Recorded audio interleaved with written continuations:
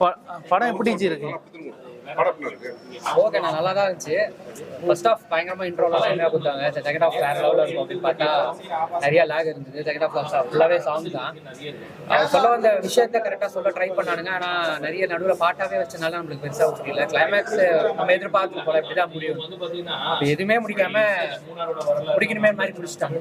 Subject என்ன மாதிரியான கதைனா? அது முன்னாடி 83 எபிசோட் அந்த டைம்ல இங்கேருந்து தமிழ் ஸ்டூடெண்ட்ஸ் கேரளாவில் போய் படிக்கிற சொல்லி அங்கே அவங்க எவ்வளோ ஒழுங்குமுறை பண்ணியிருக்காங்க அப்படின்னு.